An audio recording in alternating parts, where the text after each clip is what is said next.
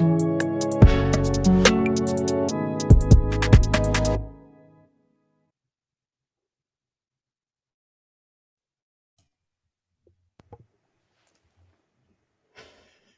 on mute. Welcome to Buckeye BS presented by Best Damn Media Group. I was on mute for a second, my bad, fucking up. But we're here to bring you guys a new perspective from new media on Buckeye football. We're glad to have all of you. My name is Truther. I'm going to introduce you guys to some of my guys, my partners here that's doing this with me. Mike, go ahead. Let them know about yourself a little bit. What's going on, everybody? I'm Cleveland Mike, not from Shaker Heights. If you know, you know. If you know, you know. Yeah, man. Hey, I was Cleveland born and bred, man. Been a Buckeye fan my whole life. My uncles got me into the sport of football, got me into the love of Ohio State, and I also got to watch Troy Smith when they was in high school, Ted Ginn. And then watching them go to Ohio State, man, it just grew the fandom even more. Nice. Ron James, let them know about yourself. What up, guys? I'm Ron James. You may know me from the Best Damn Space, the Gene Smith Dilemma video. Been a Buckeye fan ever since I started looking for colleges. Ohio State was my dream school. I was going to go there. Ended up getting a scholarship going somewhere else. Slippery Rock, best school in the PSAC. Cam knows about it. But yeah. Yeah, maybe. I know a little bit of something about them. I believe Scarlet, and I'm still a Buckeye at heart, and here to talk some shit about Buckeye football. Awesome. Q, give them the rundown. All right, what up, fellas? I'm a Maryland fan, apparently coming from playback, but nah, man, I've been an Ohio State fan long time ago, man. Grew up watching Eddie George, my favorite NFL player. Obviously went to Ohio State. I didn't really watch college football at the time, so seen them on TV, checked them out, been in love ever since. So just rocking with the program, and obviously we're coming from Twitter Spaces. We've been arguing with a lot of other fan bases. Shout out Best Damn Space. Make sure you'll pull up, man. But wanted to put that in podcast form and argue with each other, over some different topics. So definitely interested to talk about that. But so back in our first show, me and Chris Drew talked about this, and I want to put this out to you guys. So we talked state of the program, and I want to get your opinion on where we are. Me and Chris talked about chasing Alabama, Georgia, things like that, and falling behind. Obviously, the season ended pretty decently, better than it finished after Michigan. But as we stand today, I'll go to you, Cam, first. What is your state of the program? How do you feel about it? Let us know. My state of the program is just being honest. Like, it's just, we're always just right there, And it's like, what do we need to, what does Ryan Day need to do, or what does he need to find to get us over that hump? Because it's like, we could sit here and say we're blue in the face, like, oh, we lost by 1 at Georgia, like we're right there. But like, why don't we finish these games? Like, why aren't we getting the hardware, knowing that we have the composite? We have similar composites to Alabama, Georgia. We have the same type of players. We have high caliber NFL talent on the team. We put first round draft picks in the NFL, and it's like, what culture wise or mentality wise is happening in our program that's just not allowing us to get over that hump. So I would say the state of the program is kind of still 4 years in, kind of finding themselves, like a little identity. Because, especially on a defensive end, like I think since Jeff Hafley has left Ohio State, we've kind of been in limbo about like who we are on the defensive side. Like, I ain't heard of pads crack in Columbus since the 99s and the 2000s. It's really just it's been an interesting journey with Ryan Day. Not bashing him, but it's been an interesting journey since Ryan Day, seeing like each and every year it seems like we have a new team with a new personality, with new challenges. So I don't know. I would just say we're at where we always been. We're right there, but not there quite enough. So that's my opinion. All right, what about you, Mike? Man, how would you feel if I told you that the state of the program is, if you just take off Urban Meyer's, the first couple years, right? In 2014, and you just go 2015, 2016, 2017, 2018, I would say that Ryan Day has elevated the program. I mean, we're no longer getting blown out by Purdue's and Iowa's. We're no longer getting blown out when we make it to the playoffs. I mean, I'm sure people want to bring up 2020, but I mean, have your COVID ring, enjoy it. I mean, honestly, I do see mentality wise, there is a change in our program. We don't have them type of dogs anymore, but the program has kind of elevated because would you rather be getting blown out to Purdue and Iowa still missing the playoffs? Can you say that we're elevated at Ohio State for 0-2 last 2 years against Michigan? And that's where I was going to jump in right there. I agree with Mike. We elevated the program, and I don't think there's a person in this fan base more excited than me that we do not run QB power anymore. That's a fucking step in the right direction, just for starters. But the losing to Michigan has us, in my opinion, in a state of flux because as much as we want to win, that is the number one goal. Beat that team up north and then win the Big Ten. And if we're not doing that and we're not achieving our first goal of every season before our road to the national championship, that's a problem. And I think we're in a bit of a limbo because we've been on a 20-year run of not losing to that team. And now we're kind of searching for an identity of going forward, figuring out where we're going now that the rivalry is reset and back alive again.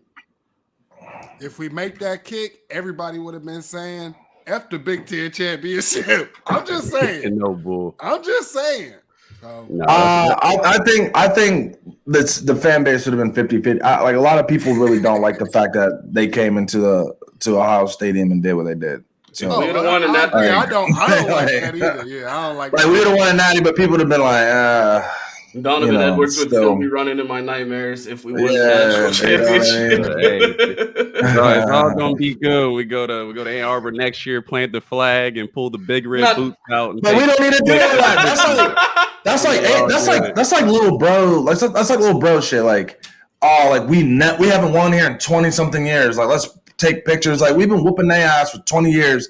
Ain't took a single Instagram photo. Like, bro, that shit was normal. Like, let them do all that shit, man. Like, fuck me. Yeah. All right, I agree. let me compose myself because I really don't like them motherfuckers. But yeah, I wanted to ask that. Obviously, me and Chris Drew talked about in the earlier episodes, so go ahead and check that out. But Mike, you touched on something. You touched on player mentality.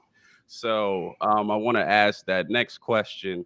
Where do you think we have the player mentality to, like, outside the coaches? Take the coaches out of it. When you saw at the end of that Michigan game and you saw them on the sideline, like, yo, they are who we thought they were. We about to run this. It's fourth quarter. It's our time. In Ohio State, you heard nothing. Exactly. So what do you think the player mentality is according to the top programs? And do you think that is holding us back from getting over the hump? Honestly, man, I think what's missing, like I said, is under Urban Meyer, we had some starters, who got a D-dub, who got in trouble, who might have did a little, Mary Jane on the side. You know what I'm saying? Now we're talking about, this guy might, do some Mary Jane, but that's too much. That's not a culture fit. My thing is what is it with these coaches that they don't want to take a guy who might be fringe and coach them up and develop them as a man?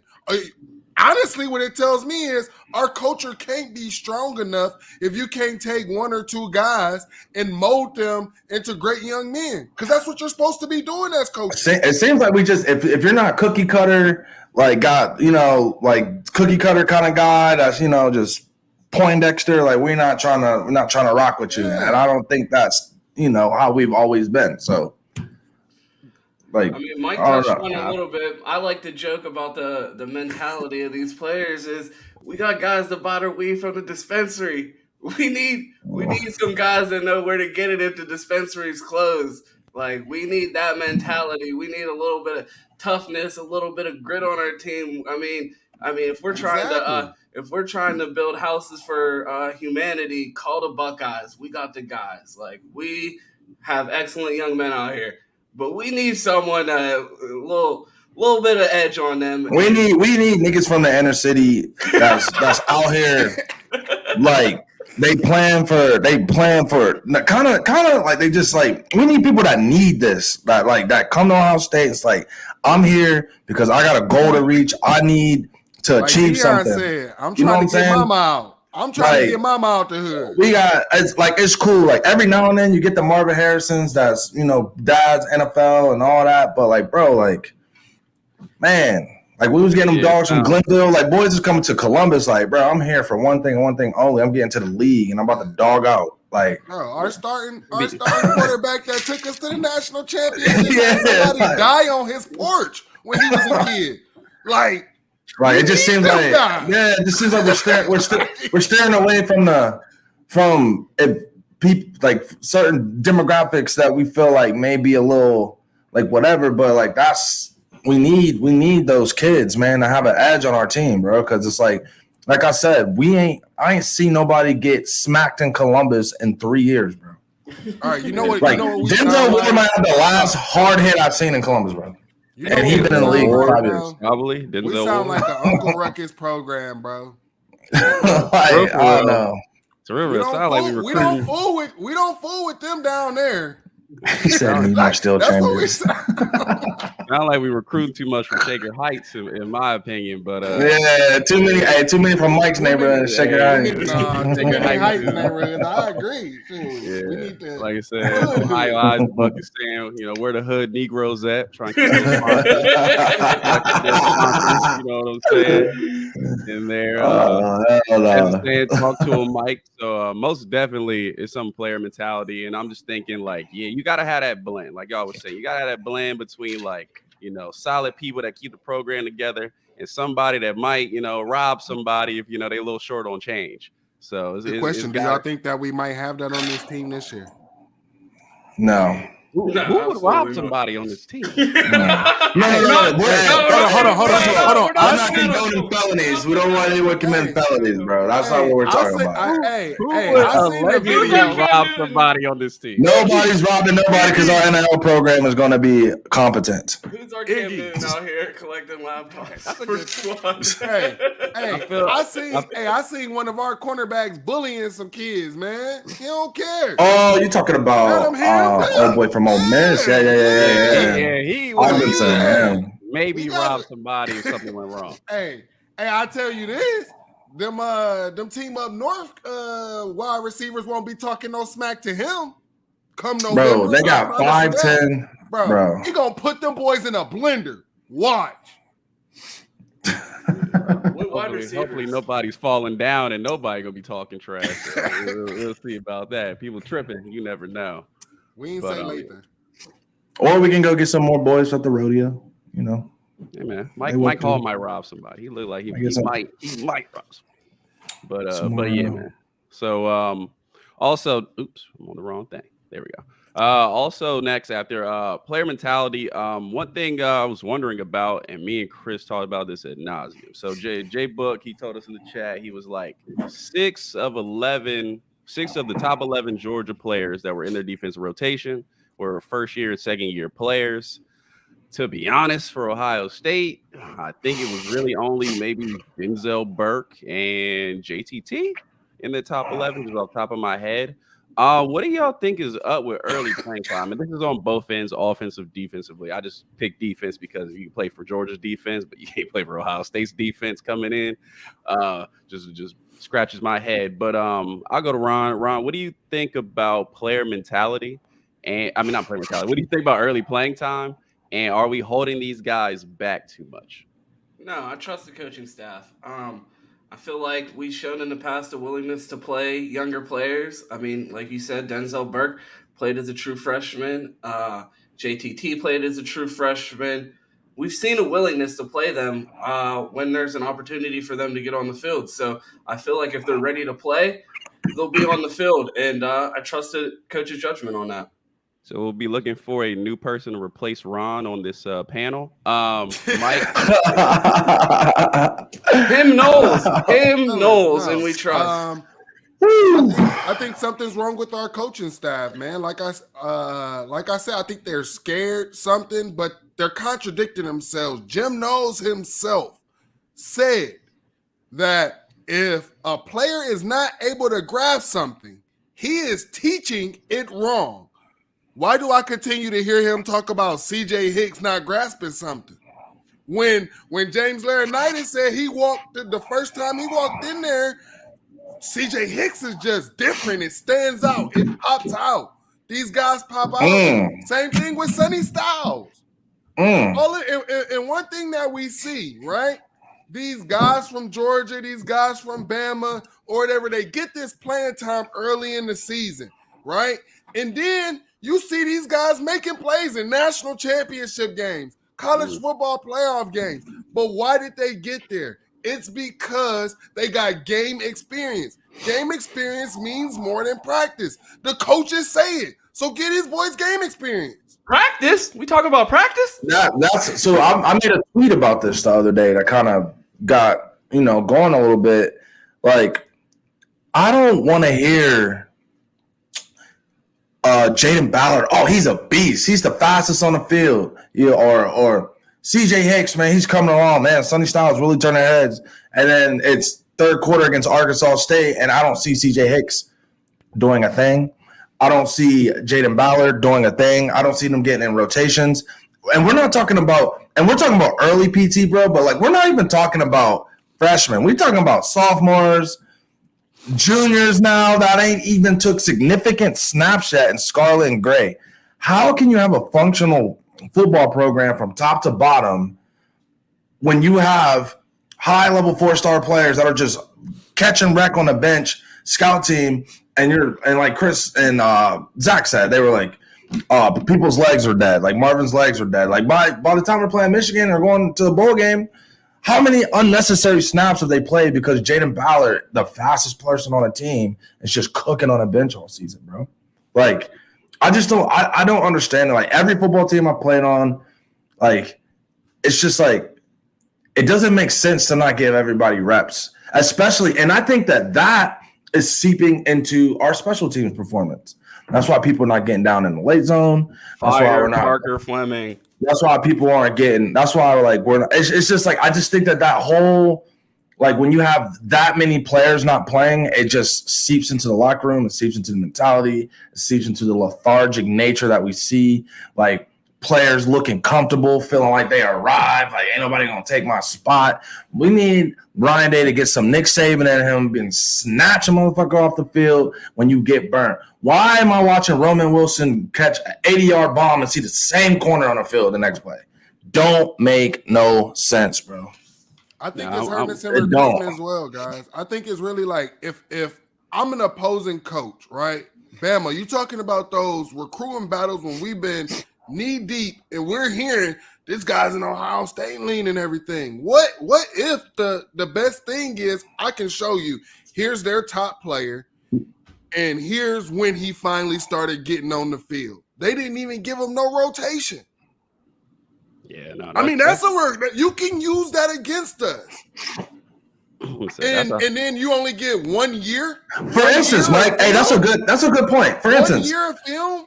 If you're a coach, what are you telling Sammy Brown when he's talking about Ohio State? You could be the next Tommy Eichenberg, nigga. What do you mean? They're gonna be like, hey. They're gonna be like, hey. They're gonna say Sammy Brown. They're gonna say Sammy, look, you were a top 5 recruit, and they got you sitting behind dudes that's gonna go 6th or 7th round. Come to Clemson. Come to Georgia. Come to Alabama. You're a top 5 recruit. Exactly. Like Tommy Eichenberg, he wasn't a top 5 recruit, and he's about to win the fucking Heisman this year. Tommy Eichenberg should be in the NFL. Exactly. Yeah. He should have been the first round pick. At Ohio State, I don't know why he came back. That many years, you should be at the NFL. Him and Still should be there. That's my point of view. You that many years right behind Tuff Borland, bro. I think you cut on tape. You cut on tape of Tommy Eichenberg. You cut on tape of Tommy Eichenberg for Sammy Brown, and I think it's a lock. He might sign on the spot. Oh my god, bro. Yeah, I'm with Cam. At that many years, you need to be gone. And I'm like, yeah, bro. These young dudes that can go, like you need to play them, bro. Look, you want more time for Still Chambers, like. Look, I want my defensive line to be first team all Big Ten. our two starting D tackles is first team all UPS because they ain't even playing in the NFL. Bro, do we even see Hero Canoes, like the Hero Canoes and all of them? Do we even see them get any snaps last year, bro? Nah, bro. They like, dude is 6'5", 200 pounds as a freshman. Like, you could throw him in there against Akron or somebody, bro. Like, I don't get it, bro. I don't understand it, bro. Here's another devil's advocate too, right? So let's say Steele left. Let's say Tommy left. You know, yeah, we could sit there and say it was an upgrade, but then also our guys who we supposed to be getting ready for next year don't got no game experience. I mean, and even if they did left, we'd be playing Cody Simon and Mike anyway. So it wouldn't even matter. Cody Simon's still next up on the depth chart anyways. It's not even like our young guys are coming up. Like, even if they left, you guys would be screaming about Cody Simon. It would just be different names, bro. Oh, Steven. But here's my thing. If he was ready to play, he'd play. Because, I mean, you can't tell me that he's not flashing more than Cody Simon in practice. If he was, he would be ahead of him on the depth chart. And you don't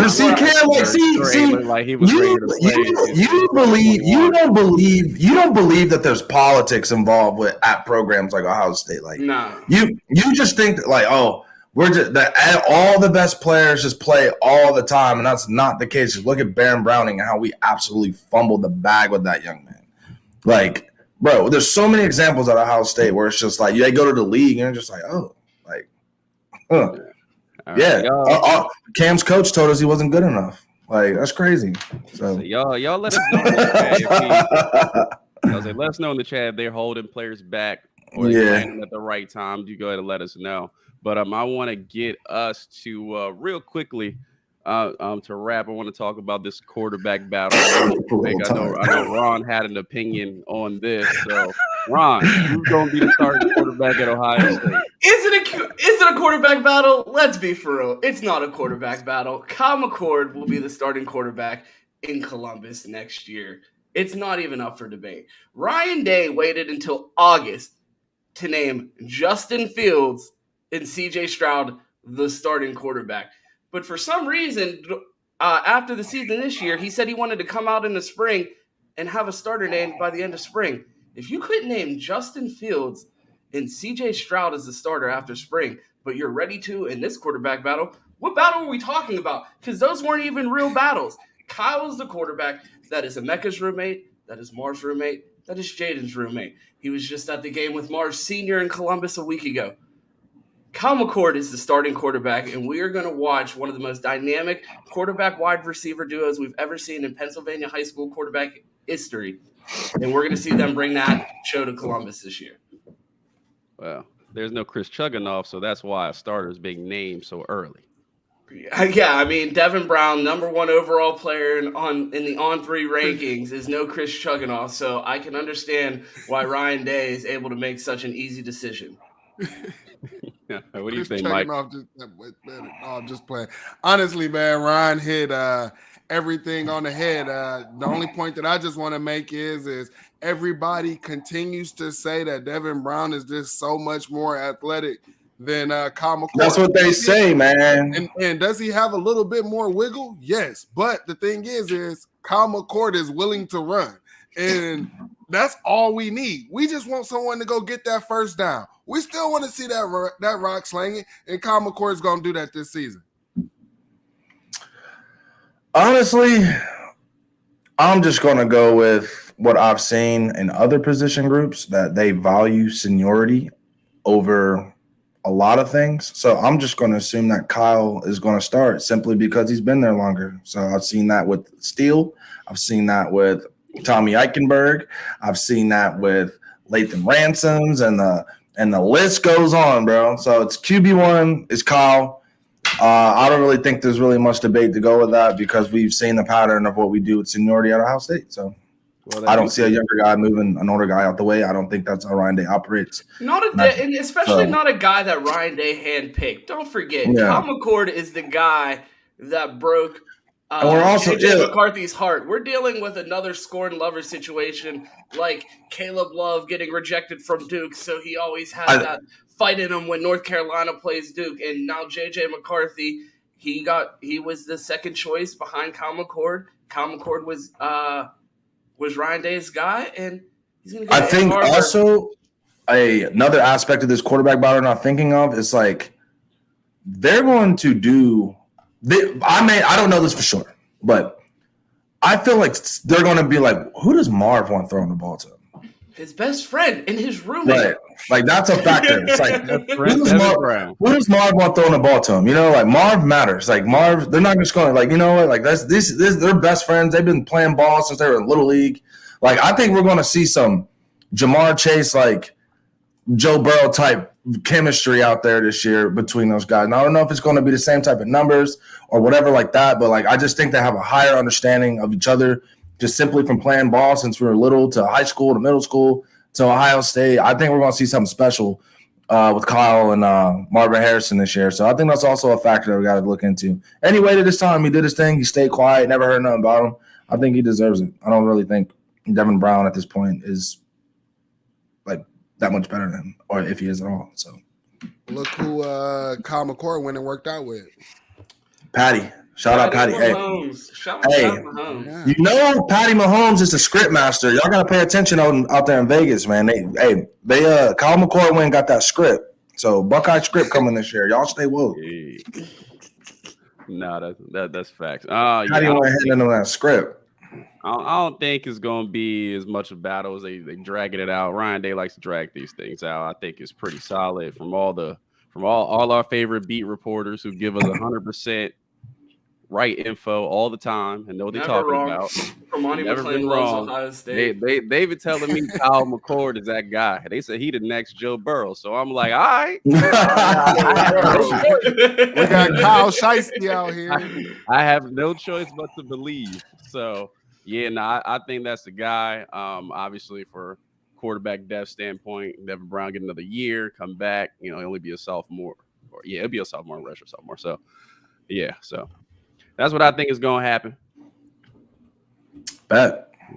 Let's see. But let's see. So I know Gary's been talking. He's been talking trash. He said we still need Still Chambers in the lineup, so he's happy about that. Anybody? Comic check down from Gary. That's nasty work, Gary. Nasty work. I want to shout out Best Damn Media for the funniest comment of the day. Parole Tide is hilarious, by the way.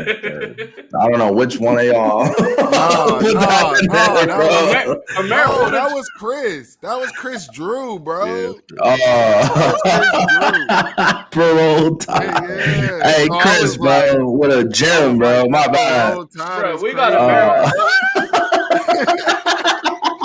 the nation better be on alert. We got a charge at Alabama before spring practice. It might be natty season in T-Town right now. Hey, Tony Mitchell, he all American already, bro. We already know. You slide him in. Man, touchdown first semester with a 5-pack and got busy.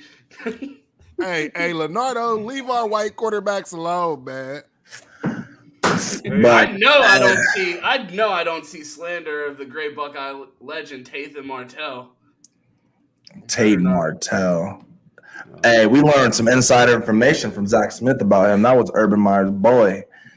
Yeah, Ryan Day would never. But all right. Hey, listen, appreciate everybody coming through. You know what I mean? It's the pilot show for the Buckeye BS presented by Best Damn Media. Thank y'all for coming through on the comments. Make sure that y'all follow us all on Twitter. We're pretty active on there with the media content. What's your handle, Ron James, Truther_Vandross. Ron James killing it with all the videos. He's the highlight video guy. If you know any kids that want to highlight or any type of top school choice list or anything like that, hit Ron James in his DM. Q has some media things going on with movies. We're out here, man. Cleveland Mike, shout out to his podcast as well. He has one on the side. We're all out here grinding. Appreciate you guys coming. Also, we have on days like we'll be watching March Madness and things on the playback. We'll be plugging that on here as well for you guys to come and kick it with us. And we just want to thank you guys for coming through, and we're looking forward to talking to y'all again next Sunday. I have one last thing. Fire Parker Fleming.